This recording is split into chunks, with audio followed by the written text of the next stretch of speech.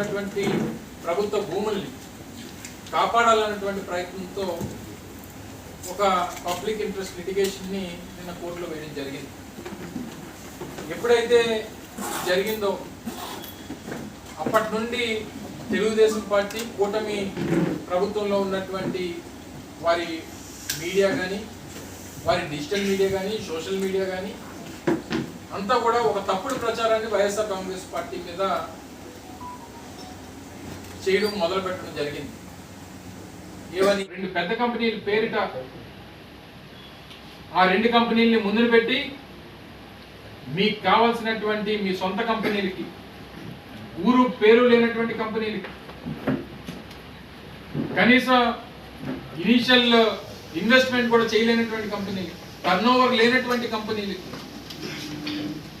లేదా మీరు land allot చేసేటువంటి నెల రోజుల ముందు స్థాపించినటువంటి కంపెనీలకి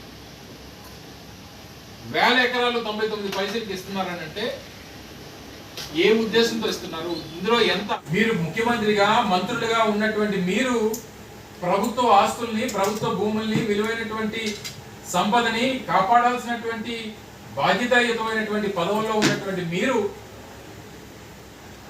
నేను పప్పు బెల్లాల్లా రూపాయికి 10 రూపాయలకి ఇస్తానంటే ఒక పెద్ద జోక్ అయిపోయింది దేశవ్యాప్తంగా. చివరికి స్టాండప్ కామెడీల్లో మీరు చేస్తున్నటువంటి కేటాయింపుల్ని ఎంత హాస్యాస్పదంగా వాటిని చిత్రీకరిస్తున్నారో ఒకసారి చూస్తే సిగ్గుతెచ్చుకోవాలి. మనం అసలు భూములు ఇచ్చేదే కదా, ఉద్యోగాల కోసం కదా భూములు ఇచ్చేది. అలాంటిది ఇచ్చేటువంటి ఆ సంస్థలకి ఉద్యోగ అవకాశాలు కల్పించకపోయినా మీకు ఇచ్చినటువంటి భూమి తిరిగి తీసుకుంటాం అనేటువంటి నిబంధన కూడా లేకుండా మీరు భూములు ఇస్తున్నారంటే ఎంత బరితెగించి మీరు పాలసీలు చేస్తా ఉన్నారు.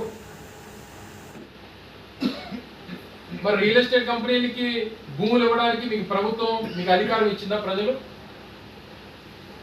మీరు పాలసీలు దాని తగ్గట్టు చేస్తారా? మీరు చేసేటువంటి ప్రచారం వల్ల ప్రజలకి ఏది నిజమో ఏది అబద్ధమో తెలియనటువంటి పరిస్థితి అయిపోయింది. మీకు చేత కాదు చేసినటువంటి వారిని చూసి ఓర్వలేరు.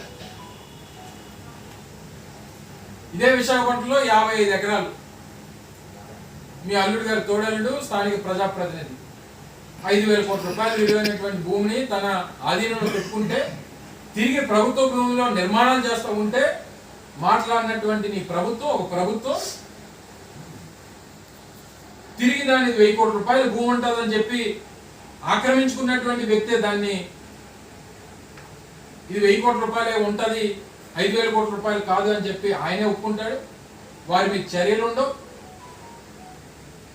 దాదాపు 2 సంవత్సరాలుగా ఒకటే ప్రచారం.